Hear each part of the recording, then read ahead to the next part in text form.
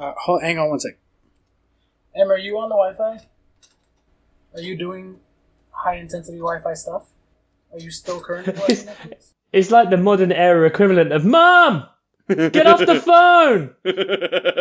I'm trying to speak on MSN, Mom! Get off the phone! And all you hear is...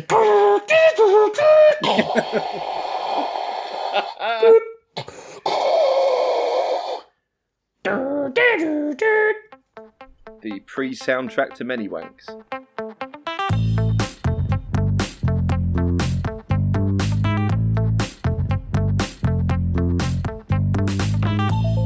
And welcome to another episode of the Miles Offside podcast, where we talk a little bit of football and a whole lot of nothing. My name is Oscar Puente, also known as Footy from Afar, and with me, as always, is my co-host, Chuck Bailey. Hi-yo! Hey, Chuck! What's up? With us on the other line, as always, on vacation, new and improved relaxed edition of Ian Stimson. How are you? Hey, Stimmers, you in the hot tub, or...? No, not long out. Very relaxed. Down here in Somerset, exploring some cider orchards. All good. Drinking a can of Magners. Really I know. embracing I've got local... immediately commercial. Yeah, I know. It's not good, is it? You just see him in the supermarket going, what are you doing buying that stuff around our way, mister? It's exactly what they sound like as well. True story. Yeah, no, I've been here since Friday. We're staying on a farm. And we can go and get our own eggs and all sorts. It's all very pleasant, but yeah, very, very classic English countryside holiday. I was about to say, that's the most English thing I've ever heard. Yeah, it really is, Oscar, honestly, it really is. It's been quite pleasant. Yeah. It's been quite pleasant. We can all get our own eggs though, mate. Yeah, I know. Supermarkets. I went and got my own eggs earlier. I know, ridiculous. Tomorrow I'll smash them just to make a point. Yeah, in front of the chicken as well. Just make them watch. Jesus. Oh, that's fucked up. Is that 1 minute and 38 seconds and we got dark? And cut. So, we are Miles Offside Podcast. It is August 28th. We are recording on a Tuesday afternoon or evening in the UK. And as it stands, Liverpool are top of the league. But first, before we get to that, some news. So, as we often do, we'll get to our rapid-fire news segment, dig deep into the big matches that happened this weekend, and then come back after the break for part 2 with some games and questions and predictions. So, to get the news segment rolling, first... Sorry, I just wanted to do like a little news jingle in there. Yeah, that's a good one. That's I think ESPN might have some choice words for us if we just blatantly steal their jingle, but it'll work for now. So, news story number 1. Jamie Vardy and Gary Cahill have retired from England duty. Well, I saw Jamie Vardy's today and kind of thought, yeah, okay, like, I mean, that makes sense. And you haven't really contributed that much. Cahill's, has he not already retired? I guess not. No. In all but name. At what point does just not being picked become getting retired? Getting retired? That's not it, is it?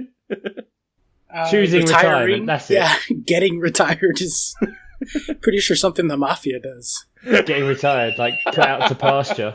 Yeah, exactly. Does it matter at all? Or no one cares? Nope. Well, they didn't really play at the World Cup and it doesn't matter. And okay. He's going for young players, so... Yeah, feels largely irrelevant.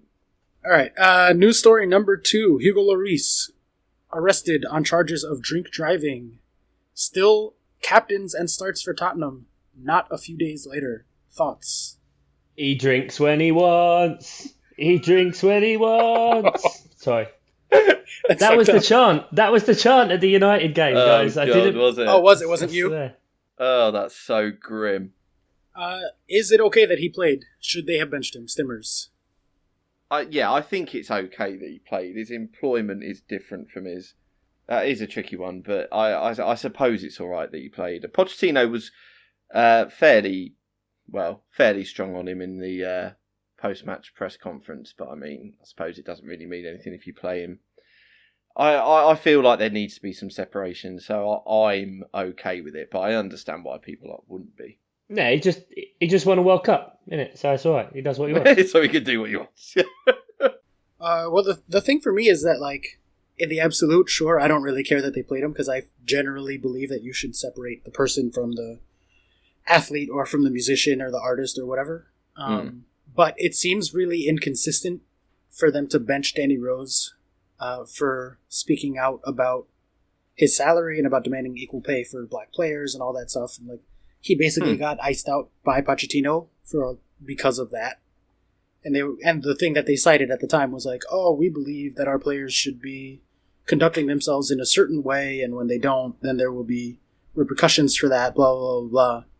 But then when Lloris does it, he gets to just play anyway. Like, that just seems inconsistent to me. Yeah, but Lloris just won a World Cup. Danny Rose is shit.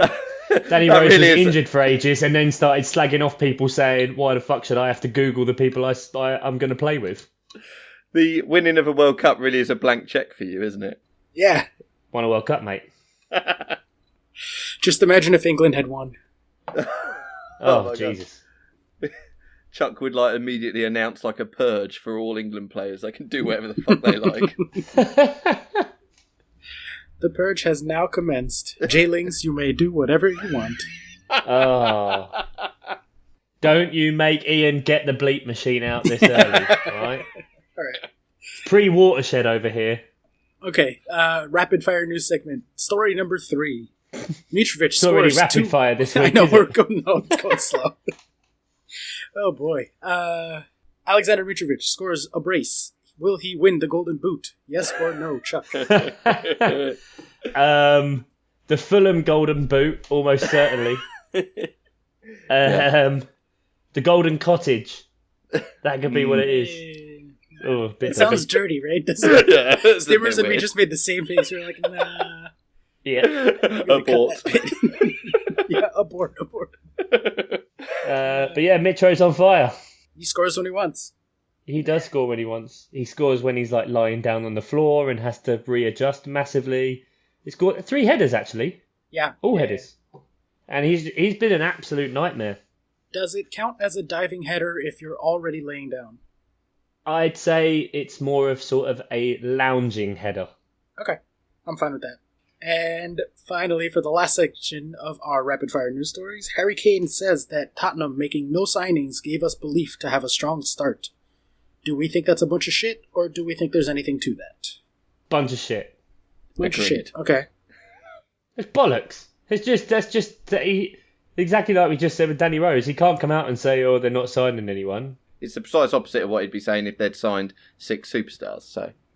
Yeah, it just says to me that they're going to sign players in January, and if they don't sign players in January, then the tail end of their season, they are going to suffer.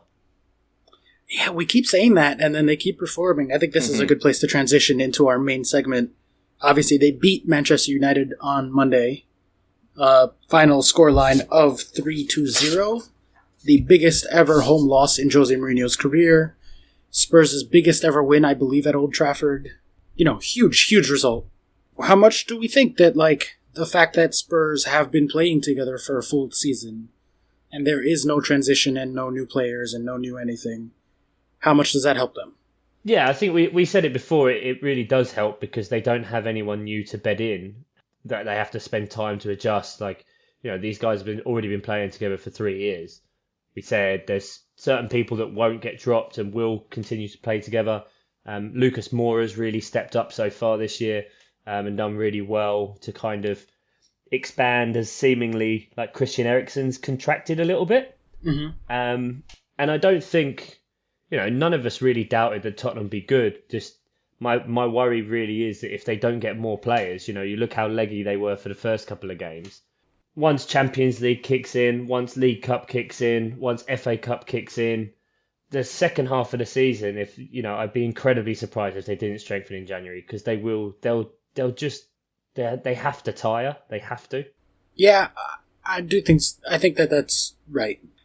But we did also spend our entire preview and the first episode talking about how they were going to be tired from the World Cup, they were going to be tired from this, and that their players weren't going to be at full fitness, and they still were able to come out and pull off the result. Was it a deserved result in your head? Against United? Yes. Yeah. I think Tottenham were pretty solid and United just were just really wasteful and then ended up getting their heads down and just playing terrible football. I mean, you said at the time, like when I was laughing at United, you said like they haven't even looked that bad. Yeah. I mean, I stand by that take. I don't think that the funny thing is that this was their best performance, I think, so far of the three, even though it was the biggest loss, and is the thing that is like kind of really putting the alarm bells in everyone's head as far as Mourinho. I mean, did you catch his press conference afterwards? Yeah, I was going to say the 3-0 loss is not what's causing alarm bells, Oscar. Yeah. But so, Oscar, you'd stand by Jose's immediate comments of, by the strategic point of view, we didn't lose. From the tactics point of view, we didn't lose, but we lost the game. Well, yes, that's a nonsense quote, but I do think that there's some truth to that, honestly. Okay. I'll defend it. Why not? Yeah, I'll be the one that defends it. Because... Well, how many trophies have you won, Oscar? How many trophies have you won? That's all that matters. How many trophies? A lot of participation trophies. I've won 3 trophies. I've won 3. The rest of us combined have only 2. Exactly. Yeah. No, I do think like they changed their tactical system for this match, and I think it actually was effective. If you looked at the Spurs, no, United. No, it was effective for Spurs.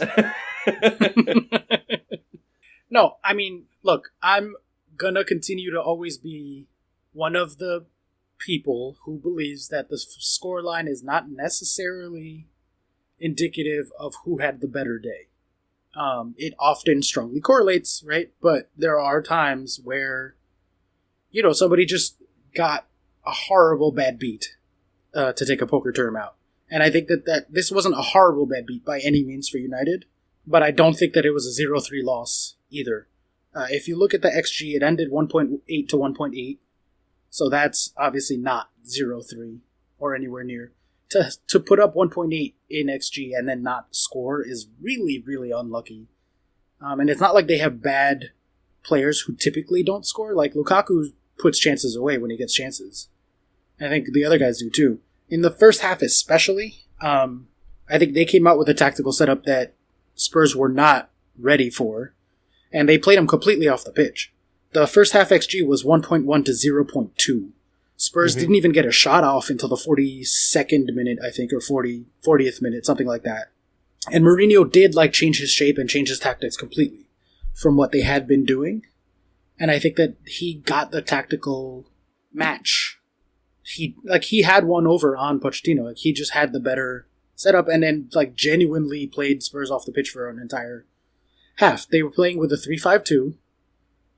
With Herrera weirdly at right center back, which ended up costing them on that second goal. He's the one that fucked up the offside trap to play Eriksen in. Mm-hmm. But they had very, very aggressive wingbacks in Shaw and Valencia. They were playing way higher up than they have at any point this year. They were playing J-Lings as a support striker. So a 3-5-2, but really more of a 3-4-3 diamond, kind of. But he had a lot of freedom to just press aggressively and then feed Lukaku. And then they had Matic, Pogba, and Fred as a central midfield 3, but with Pogba and Fred just roaming wherever they wanted. And they just, time and again, were cutting through the middle and preventing Spurs from having any kind of possession, any kind of build-up, and just creating chance after chance after chance. 1.1 is a good amount of XG to create in one half. And so for it to go into halftime 0-0, with some unlucky finishing from United, I think was really tough on them. And then in the second half, once Kane scored, and it was a great header that Kane scored from the corner kick, after that, they just completely collapsed and the wheels came off. But that's, it's not hard to argue that they could have or should have been winning at halftime. And then Mourinho up 1-0 at halftime, what that second half is going to look like. It's not going to be wide open the way it was. The reason it was so open is because they were pushing so aggressively to try to score. And I think that, genuinely, this was United's best performance.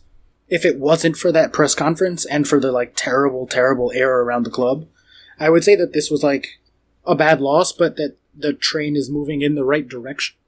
At least as far as, the tactics go and the players go and figuring out the lineup and stuff. But that press conference just completely undoes any good work. It's not even just about the press conference. You talk about immediately. There's this weird video that's gone round where Jose goes over to the United fans that are still there, giving them some sort of death stare, and is just applauding them. Like, it's terrifying. And the camera just pans round him, and he doesn't break his gaze. He doesn't blink. That anything. camera's going to be right next to him as well, and he just doesn't even. He pretends he can't see he it. doesn't give a shit. Yeah. He knows exactly what he's doing. Yeah, it still reeks of mentalness around Mourinho, but you never know how much of it is game playing for him to try and get the media to leave him alone, because he doesn't enjoy all the kind of prying and stuff, but when he acts like this, he's just opening himself up for it so much more. And the press conference, just losing it and saying, how many trophies have I won? I've won more trophies in this league. I've won this league more than any of the other managers in the league, more than any of them combined. Yeah. It's like, that would be fine if you'd done it with this team, if you'd done it with any of these players, barring Mata and Matic. You can't play that much on the history of it. And that's just what it makes it sound like, history, like he's old news, like he hasn't adapted, like he's never going to be able to reach the heights of what he was. You know, don't get me wrong, I'm not a Mourinho fan whatsoever, but you have to applaud the talent and what he's achieved in his career, because it is impressive. But he's going the same way as like Arsene Wenger in my eyes. Like he's just going to be this belligerent. That's brutal. But you can see what I mean, like this just belligerence of just carrying on and insistence that you are correct and not adapting with the times and just getting overtaken and surpassed. Ooh, I never even considered that. That's rough. I mean, no, I don't believe that. Actually, I don't. Because I still think that he is like one of the most tactically astute managers in the modern game. I think he consistently gets tactics right. I think his problem, Arsene Wenger was just a dinosaur and needed to be put out to pasture. I don't think that's the case with Mourinho. I don't think he's still playing the same setup that he was, the 4-3-3 when he first came through with Chelsea in 2005. Or even the second time around with Chelsea, where they played a 4-2-3-1 with very, very different type players in there. He has consistently adapted to changes in tactics, / has been at the forefront of what teams change their style of play to do to emulate his success at different times.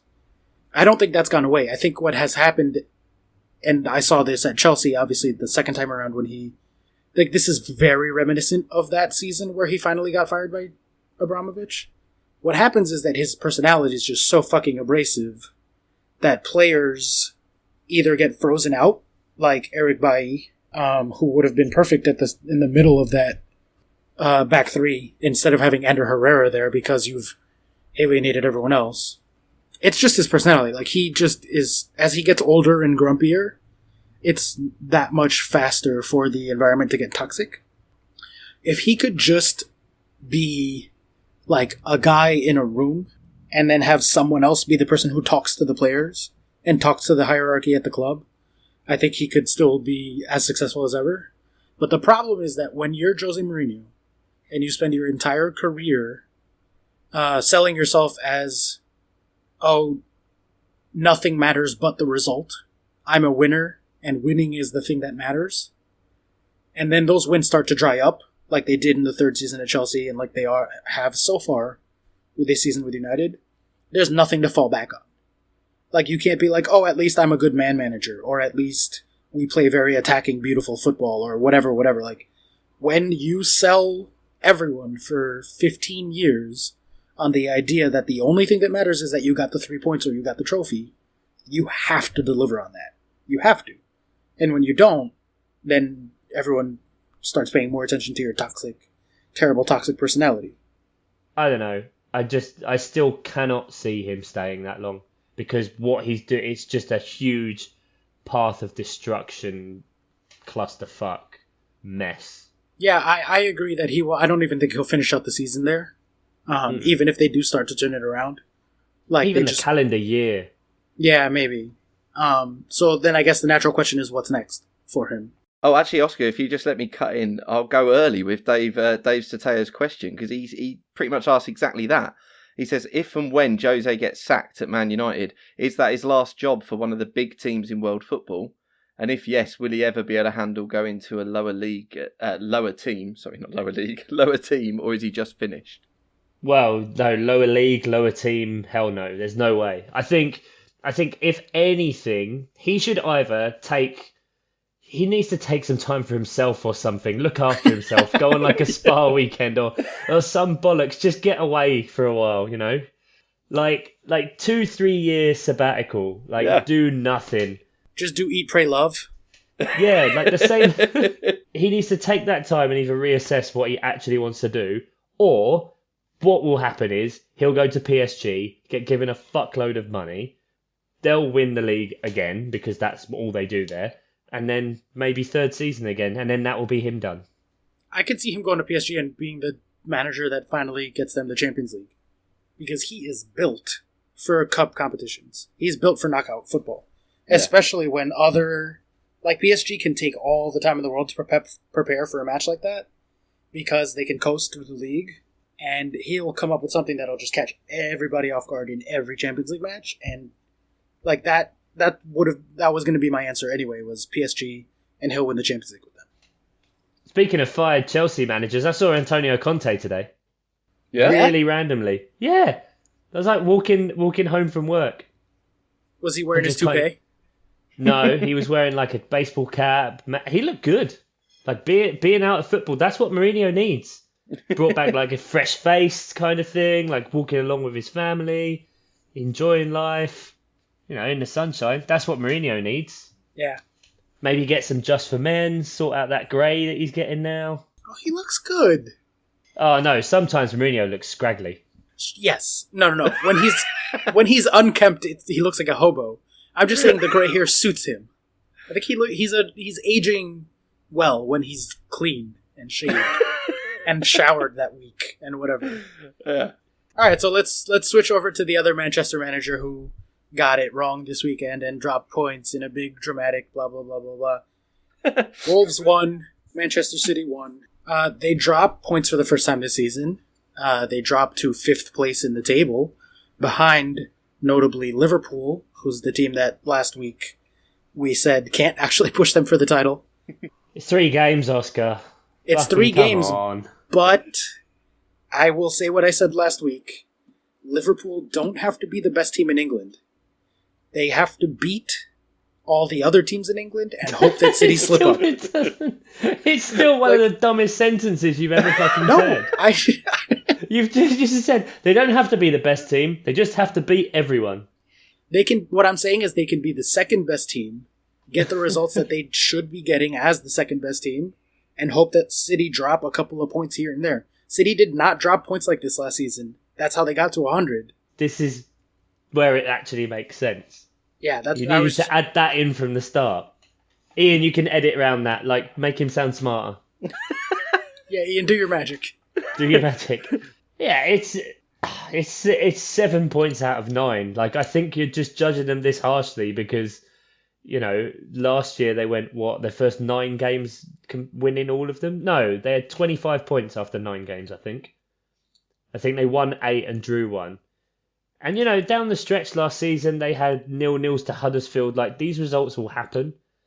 You can't tell much from 3 games. You really cannot. Like, West Ham are bottom, but they're picking up a new style of play, and they're gradually stringing, 45 minutes of good football together.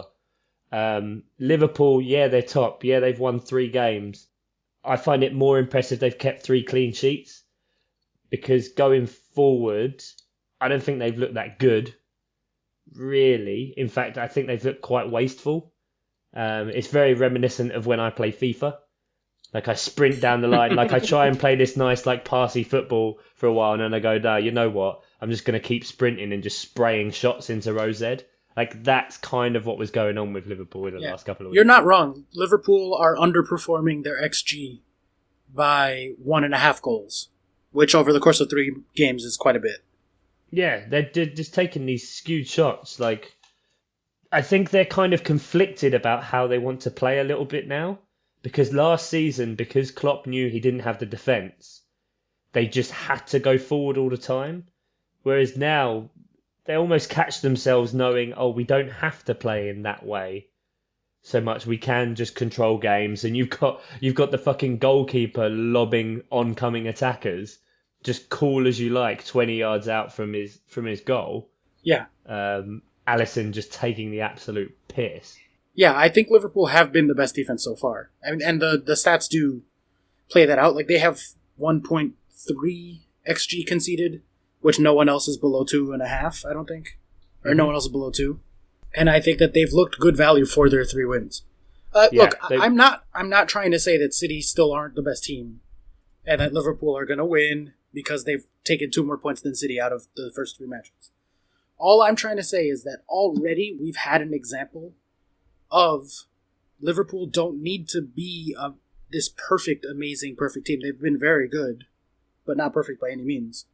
But if they can win the games they're supposed to win, and City will slip up on occasion like they literally already did, this microcosm is what is the potential scenario that could lead to someone besides City winning the league. Yeah, but it's still the luck of the gods. I mean, okay, yeah, Man City dropped points this week, and everyone will go on about that. But they dropped points this week for someone handballing the ball into the opposition's net. Yeah, how much do they wish VAR was in the Prem? I just think, like, after this week, regardless, it's going to sound bitter again, but for like the Palace Watford game, for that Man City one, there were a few others where there were many decisions missed. Like, I miss VAR from the World Cup. Like, I actually do miss it. Yeah, definitely. I mean, we were decidedly big fans of VAR. I think we defended it like twice on air and like 5 other times that we cut because we just kept having the same conversation. Yeah. Bring VAR in as soon as possible, agreeing please. with each other. Yeah. But I know, but I don't know. Do you get what I'm trying to say? Like, there is a version of the world where City don't win the league, and it's not even that hard to imagine that version of the world because it's already kind of happening. And the perfect example of that happened like 4 years ago because Leicester won the league. 3 years ago, whatever it was. And that's something that everyone will constantly refer to now, is that anyone can win it. With good reason, though. Yeah. Yeah. But that was exactly what you said. That I think the way you were trying to word it with Liverpool is that all Leicester did that season was just go out what was in front of them and beat who they had to play that week. And they went down the stretch, they were top at Christmas and they'd had a fantastic result. And they could, at that point, they easily could have got carried away with themselves.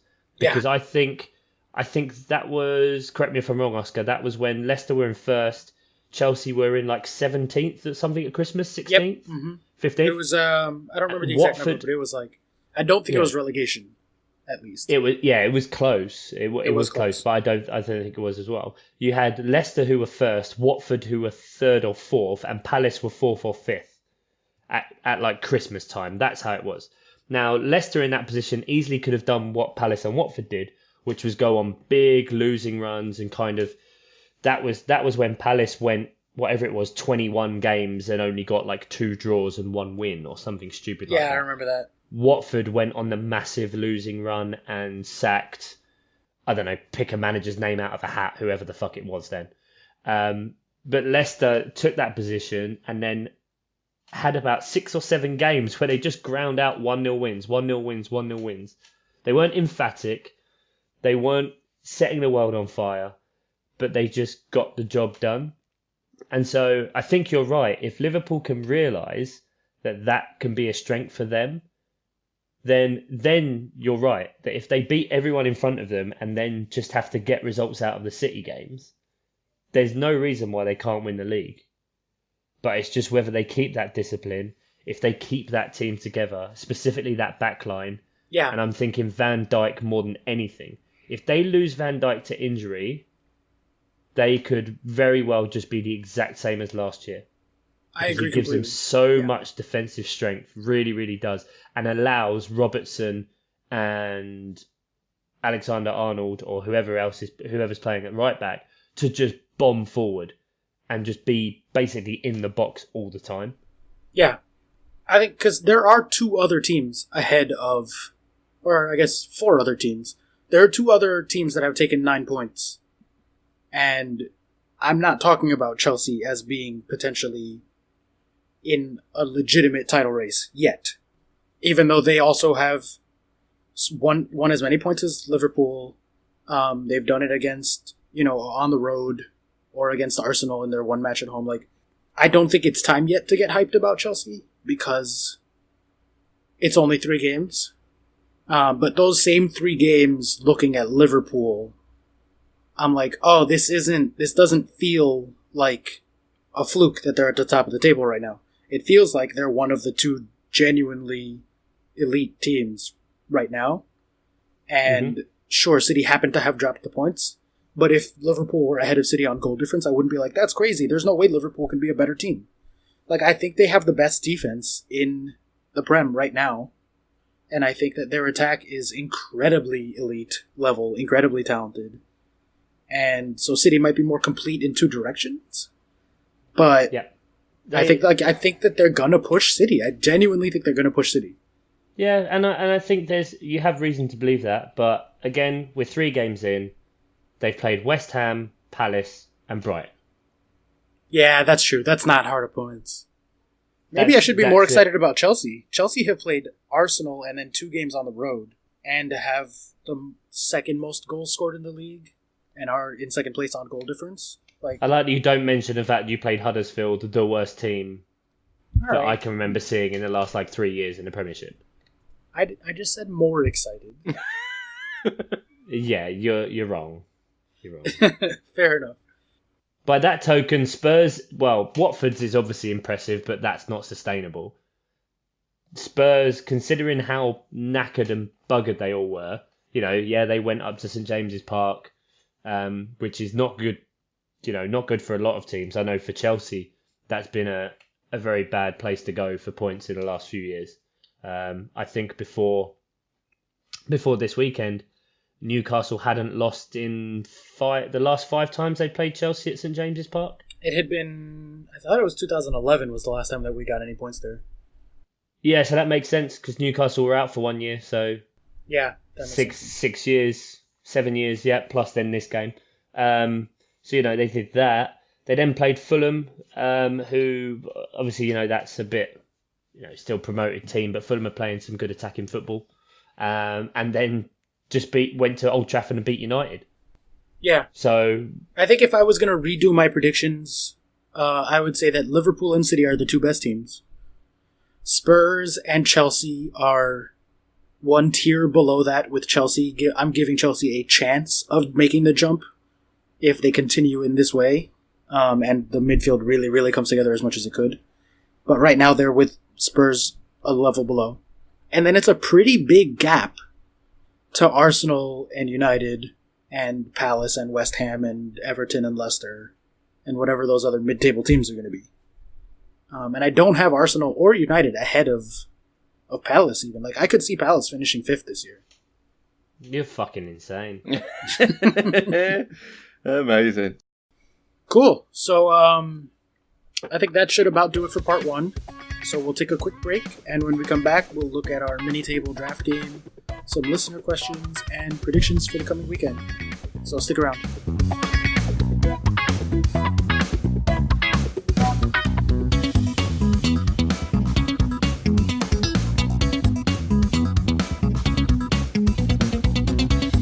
Welcome back to Miles Offside Podcast, episode number 12, up in double digits. We've been talking about, quite a lot actually, about Jose Mourinho, which is not the direction I really wanted to go in, but so let's swerve away from that and do things in a slightly different order this week and head over to super producer Ian Stimson with Les Questions. Oh, you let me go in early, as the bishop said to the actress. Which brings us into a good question from Johnny Worthington, which is all about favourite sexual innuendos you hear during football commentary. You got any favourites, Chuck? Most of my favourites involve the word tackle. Yeah. The classic. Anytime you're playing FIFA, oh, he's got his tackle in there. Or, oh, that's a strong tackle. Massive tackle.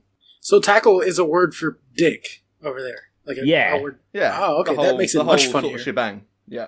Yeah. Oh, we need to make this a proper section. Yeah. Yeah, I didn't know that one. Yeah, it's your wedding tackle. It's your meat and two veg. Your twig and berries.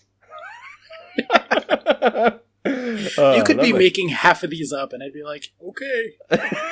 Did you know in England they call a penis a tackle? I mean, if pomegranate means penis, then apparently it does now. All bets are off. Baguette. The official penis emoji of the podcast is the baguette. For what it's worth, Johnny's favourite is, he's been penetrating their box all night. That's a good one. I love when someone's a good ball handler. Yeah, great ball skills. His ball handling is off the charts. Yeah. Really good ball handling skills. And we had another one that's good. It's good for a couple of reasons, this one. One of the reasons it's good is because today, earlier on, Kim Kardashian tweeted that she was looking for new podcasts to listen to. And Chuck decided it'd be a good idea to invite her and Kanye on as guest hosts. I mean, they haven't responded yet, so I presume, yeah. When can we expect their response, Chuck? No, they were busy. Oh, busy. Okay, but they'll be on another time. Yeah. Good. Yeah. But what I like about this is that Johnny OG, when he gave us a question, he included Kim Kardashian and Kanye in the tweet as well, which I really enjoyed. And he asked, and maybe Kim and Kanye read this, but he asked, we already know that Oscar's favourite moment for his club was Chelsea winning the China Cup. Which is brilliant. And he's got the jersey to prove it. But what are Chuck and Ian's best ever moments for Palace and the Posh? So what's your best ever Palace moment, Chuck? There's a few. I still kind of remember my first game-ish, but not really. I remember going... So I've kind of got a top 3, I reckon, in no real particular order. And that was the 1997... Or was it 96? Fuck. Were you alive yet? Yeah. You're just doing it right. So we record this podcast on Skype, and I'm using a slightly different version to Ian and Oscar. So they've just discovered. I'm hoping this thing's been around for 3 years, so they look like fucking dinosaurs. That you can do moving emojis over the camera. Yeah. So every time I say anything for this whole episode, Oscar's just been pressing the sarcastic, clapping, moving emoji. Oh, it's the most fun I've ever had. He's a fucking prick. And I don't want to do this podcast anymore. It's not just been me, mate. It's not just been me. Oh, great. Yeah, but you instigated it. You made Ian aware. Yeah. I didn't know it was a thing. Someone's being a dick on the podcast. Gee, I wonder who it was. Yeah, you. You're the pomegranate in this group. So, 1997, you are well and truly alive. Crystal Palace. Yep. No, it's gone now. The moment's gone. Oh, dear. Such a precious little flower. Playoff final. Oh, mine's a playoff final as well. Yeah, Sheffield United playoff final. David Hopkin late in the game. Top corner. Lovely stuff. A man who was in front of me turned around and kissed me. There you go. That was a bit weird. The second one is another playoff final when I went to see Palace against Watford when we got promoted to the Premier League for our current stint. That was amazing. Kevin Phillips. Second half extra time penalty. Lovely bloody stuff. Could have watched. Turned round. Hugged my dad like a madman. And we both cried. It was lovely. That is lovely. It was lovely. And then the third one, which will always stick with me, was when Thomas Brolin turned out for Palace for a while. And it was kind of in his later years when he was quite a... Let's not beat around the bush. He was a fat fucker. And, something happened in a game. I can't remember exactly who we were playing against, but something happened in the game, and he had to go off for a bit to get treatment for like a head injury. Like it was just bleeding a little bit. He needed something to eat. Yeah, he did. He needed the pie. And so he came out with like a massive bandage wrapped around his head for the second half. And so we were kind of down the opposite end of the pitch. And again, I was about 7 or 8, maybe 9 at the time. And Brolin jumps up to head a ball, heads it, and from 90 yards away, you just see his bandage just pop off of his head and just explode into all kind of bits. And I turn to my mum and sister and just go, "Oh my God, his head's exploded!" And to this day, I still remember it, and my sister brings it up all the time. Brilliant. That's me. Nice. What about you, Stimmers? What about the Posh? So mine is also a playoff final, although slightly lower down. Mine was in 1992, and I was 8 years old, and Peterborough were in the 3rd Division playoff final to Stockport County. And Oscar, stop pressing the fucking emoji button. I'm really not.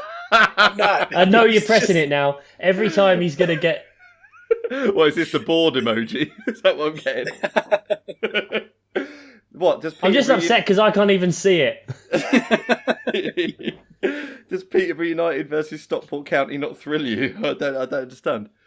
1992, third division playoff final, and it was at Old Wembley. Don't think it was even half full, and it was 0-0 at half time, and then Peterborough went 1-0 up.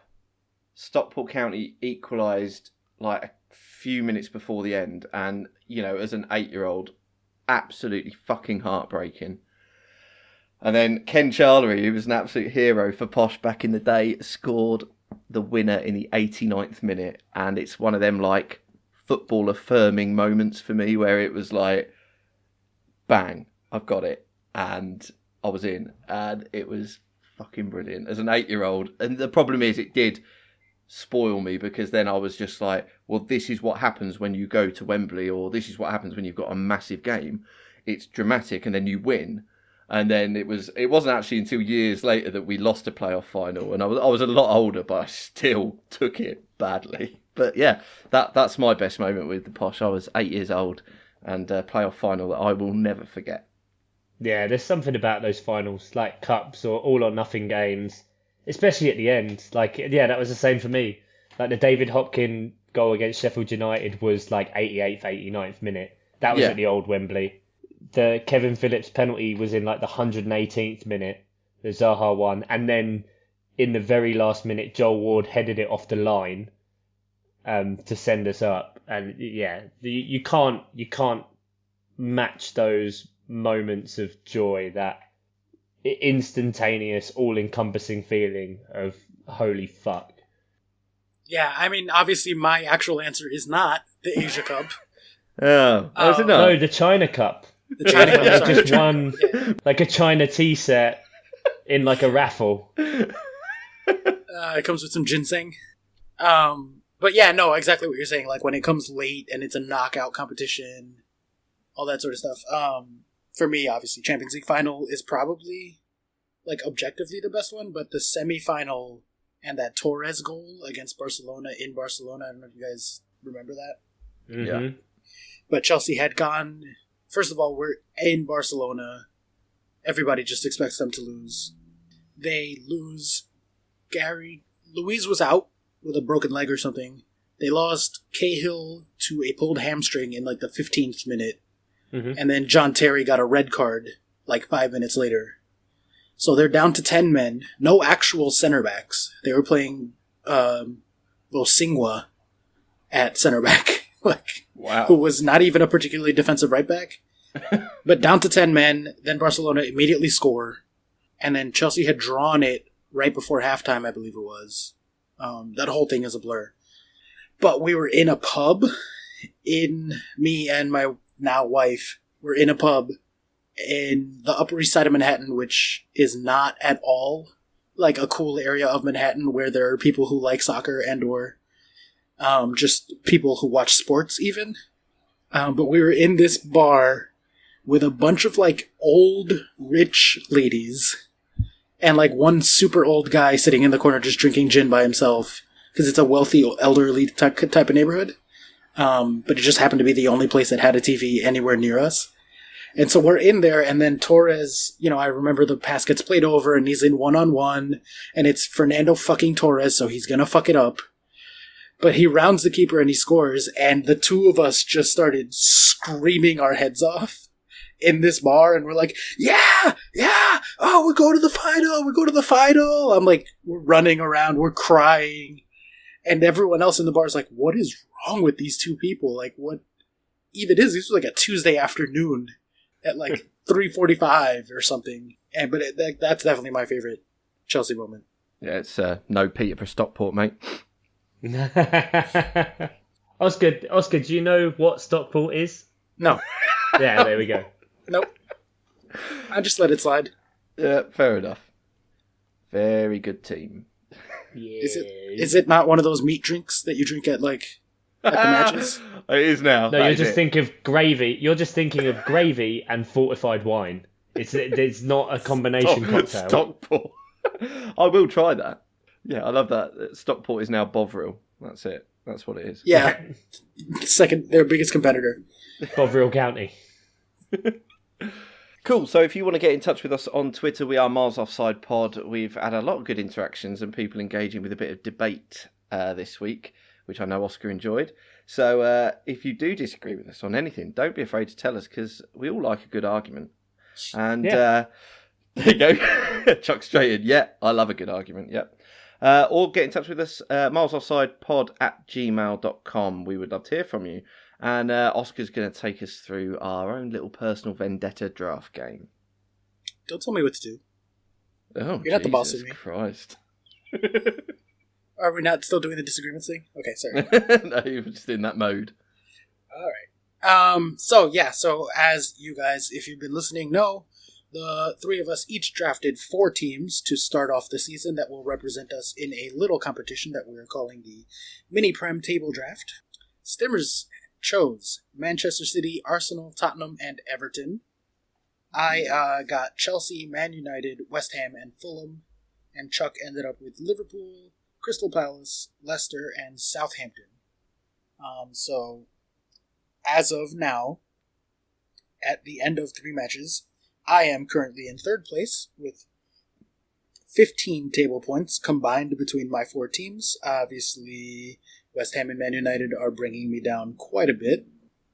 Chuck is in 2nd place with 19 points, Liverpool pulling him along there.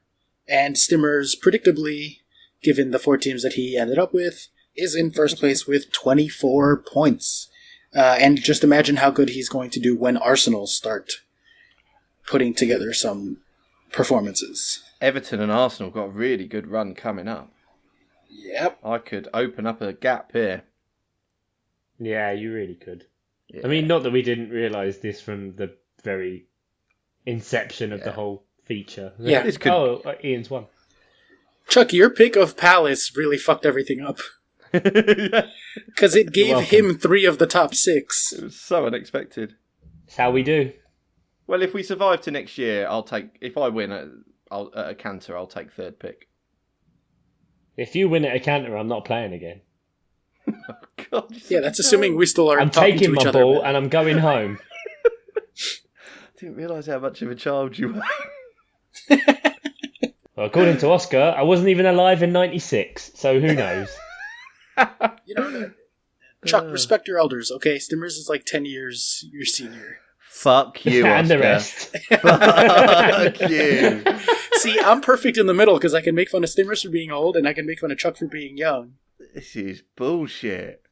This is bullshit. I don't want to win the draft league if it means I just have to take shit for my age. This is unbelievable. 34. Win or lose, you're taking the shit anyway, mate. So, you know. Fucking Yeah, hell. this is true. I mean, the 3 of us became friends with each other for being the biggest assholes in the small community of Gafferetzi. Like, Yeah, that's how we ended up finding each other. exactly. I was like, oh, these 2 guys are always making really dickish comments. I should be friends with them. I am absolutely furious. Right, Chuck, do the Predictor League. Predictor League! We have been running a prediction league, which we haven't posted out the results yet because we're sticking to the old school rules of after about 5-6 weeks is when you can really tell what's going on. So we started this league to get you guys to get in touch with where you'd rank all 20 teams in the Premier League. So far, we're up to 17 entrants. That is including ourselves and our latest entrant, where Ian is putting his son to work. Yeah. He's got his little boy to get some picks. So Ian's son's in. We might, if we get desperate for numbers, get the wives and girlfriends involved. No, Oscar's shaking his head. No, it's not happening. My missus ain't into it either. Yeah, mine either. Predicting teams. Sorry. Gotcha. Right. Understood. Yeah. Yeah, so if you want to get involved, all you have to do is tweet us, email us, direct message us, whatever, of where you think all 20 Premier League teams are going to finish this year. We said a couple of times that we might have a prize. Well, we finally decided that whoever wins the league will get a £50 voucher to... £51. Why 51? It's divisible by 3, mate. Yeah, but I can just pay £1 less. You guys just pay 17 each and I can pay 16.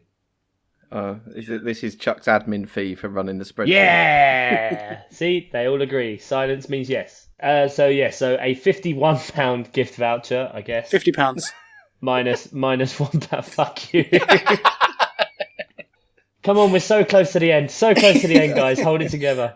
Just another 57 minutes. Come on, you can do it. 58 minutes. Brilliant.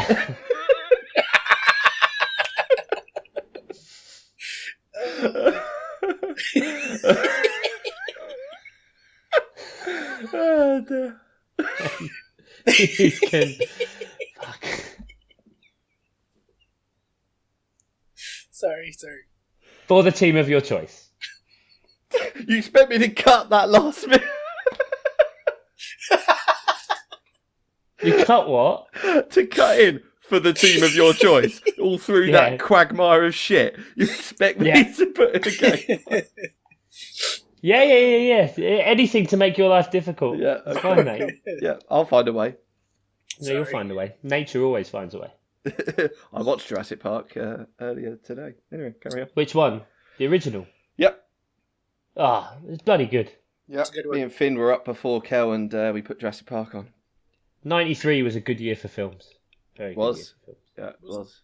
It was. I think it was 94. Yeah, I thought it was 94. Pulp Fiction is like that. It was a good year, but I think it was 94. Was it? I think so. And The Lion King too, I think. I think so. Yeah. And as our listeners will be listening and Googling right now, they will find out that Chuck is correct. It's 1993. Is it? Well, there you go. See? The joke of you guys adding on one to whatever I say. Hoisted by your own petard. None of this is going in, so it doesn't matter. So all you have to do is predict where all 20 Premier League teams will finish. Entries will be open until 11:30 on the 15th of September. Don't you dare say 16th. Don't you fucking dare say 16th. Or 14th. Or any other date. Or any other time. 11:30, Saturday, 15th of September. 11:31. British summertime. Before you fucking ask what time zone.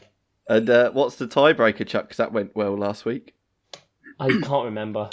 Something about don't change your picks, and if you were wearing a green t-shirt or reciting the alphabet whilst you made them, that made you win. I don't. In the case of a tie, whoever sends in their entry first will be the winner. Yeah, aka whoever I decide. Because Chuck's running a dictatorship now. Now? And forever. So, please send your predictions and dick pics to Dave Mateo on Twitter. Oh, Jesus Christ. At Dave at Miles Offside Pod. So that gives you one more week of Premier League fixtures for you Johnny come latelys. We've actually got two guys called Johnny already in the league. There you go. Johnny come earlies. They were. There we go. You guys get one more week of fixtures to have a look and kind of judge where you think everybody will finish this season. So let's look ahead to the fixtures next week. 10 fixtures, same as every week. Always the same. Apart from double game weeks or blanks. Always the same. We have Leicester at home to Liverpool, Brighton at home to Fulham, then Chelsea, Bournemouth, Crystal Palace, Southampton, which I'll be going to, lads. By the way, lads. Bloody ticket. Nice, lovely old job. Bloody ticket. Anyone in the area? Don't meet me. I'm not interested. Doesn't like people. Yep. Everton, Huddersfield, West Ham Wolves. Then the late game Man City at home to Newcastle. Then on the Sunday, we've got Cardiff Arsenal, Burnley Man United, Watford Spurs. Oscar P. Puente, what sticks out for you there? I'm trying to not just pick like Liverpool or Chelsea's match. Yep. But the answer has to be Man United, right? To Burnley, like just Burnley, especially being as good defensively as they have been in the past few seasons. Not so much this season so far, but historically and at home. And just what the hell kind of lineup is he going to run out? What the hell kind of press conference is it going to be like? I'm very excited to watch Sunday's matches. Yeah, we get kept waiting a little bit for that one since it's 4:00 on a Sunday. But yeah, Burnley really haven't looked good. They've suffered for Europa, and it's a shame that they're out now. It would be nice, God, especially at Man United's expense, to see them get back to their old ways and just get a 1-0 win. It's not an easy game for Man U, Burnley at home. Not at all. Not at all. So, yeah, I think that's a good shout. I do also want to... I picked them for my mini draft table competition thing that we're doing. But I am curious to see if West Ham can finally start putting it together. They have a decent matchup at home against Wolves. So that could be one where they start stringing together some passes and putting together the attack that you know that they could. Because they have the right players and they have the right manager. They just hasn't gotten it to click yet. I'm just curious to see if they can get it done this weekend. Yeah, I think they played the first half against Arsenal last week where they played very, very well. You know, they got the first goal.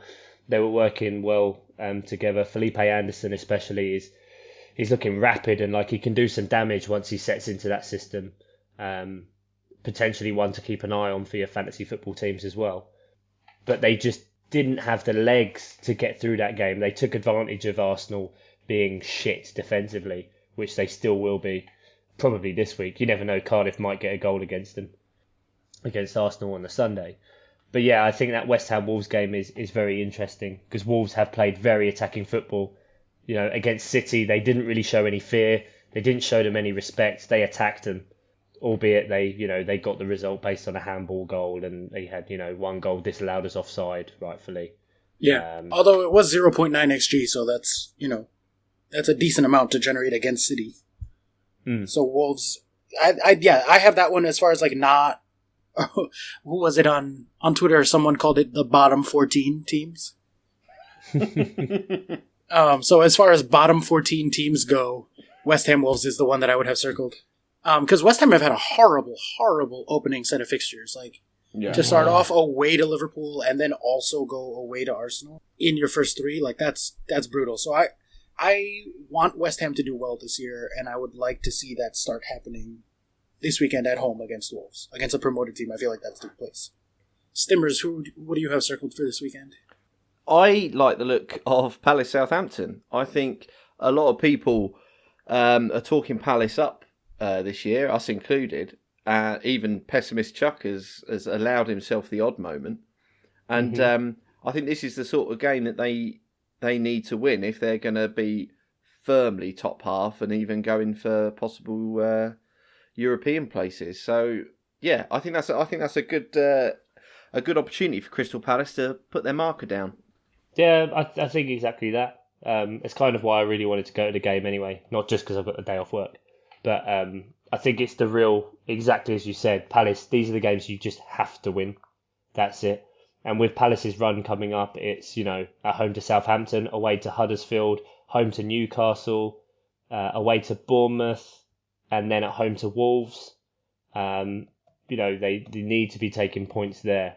I don't think Palace have looked bad. I don't think anyone would say Palace have looked bad in the first few games, in the loss against Liverpool or the loss against Watford, which, without going too much into it, circumstances arose that meant people stayed on the pitch when they shouldn't.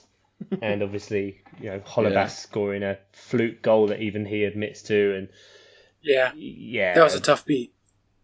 It was a tough beat, but you know what? Palace had their fucking chances. Benteke had that great header, and Foster did well to save that. But Benteke should have done a little bit better, maybe not played it towards the middle of the goal. And then MacArthur was through one-on-one and should have buried it and didn't. So, I text you guys after 16 minutes, I think, when we'd had 2 of those chances. I went, yeah, if we had to take those chances or we'd lose. And then, we did. But still lots of positives there and still, got a few players to bed into the team as well. So, yeah, it's very much looking forward to that myself.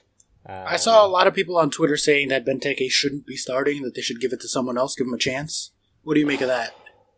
I don't see why you have to give it to someone else to give a chance. Benteke gets a lot of hate from people in a similar kind of way, albeit less in the media than say like Sterling for when he was with England at the World Cup. Mm-hmm.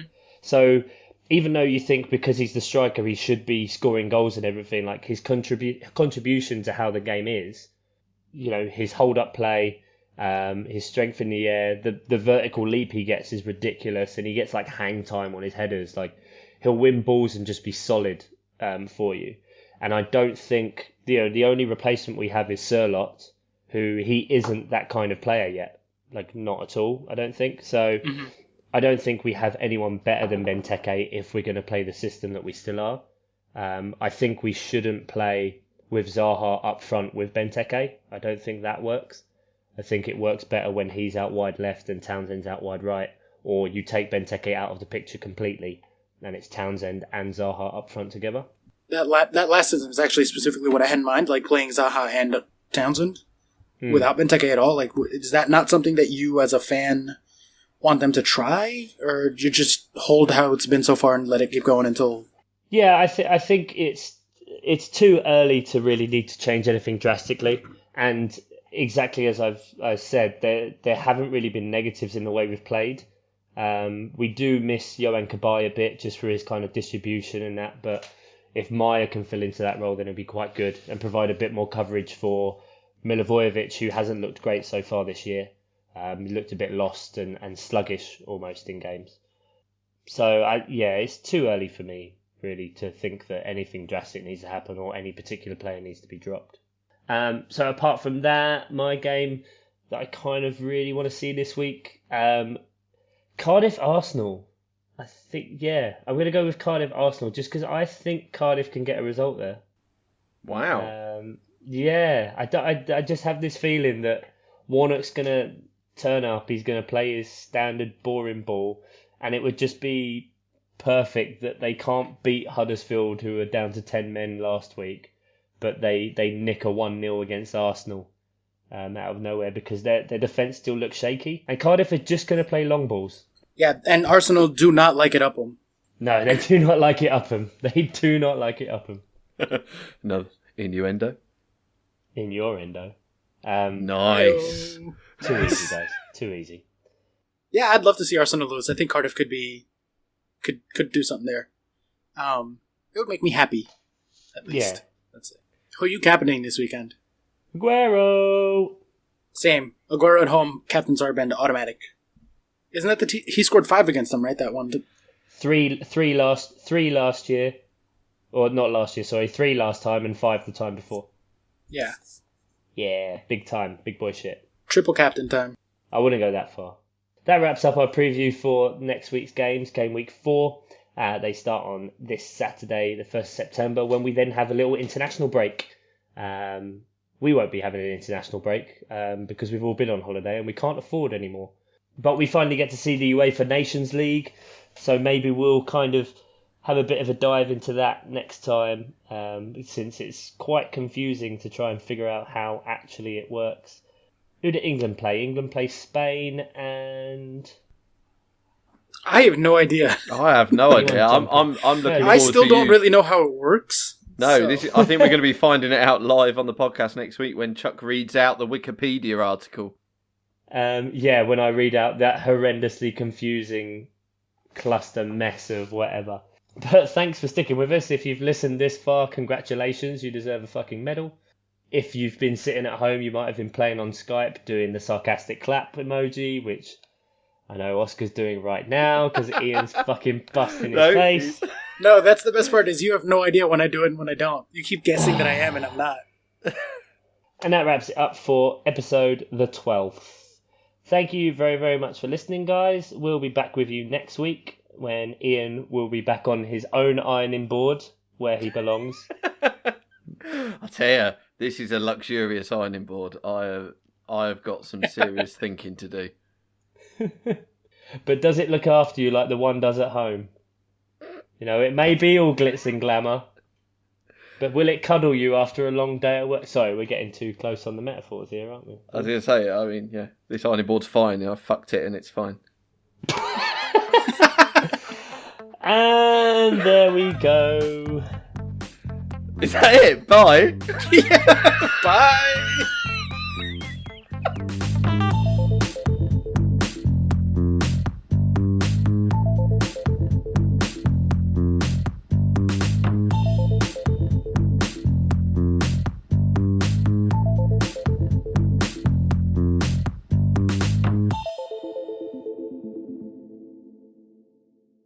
Cool. So if you want to get in touch with us on Twitter, we are Miles Offside Pod on Twitter.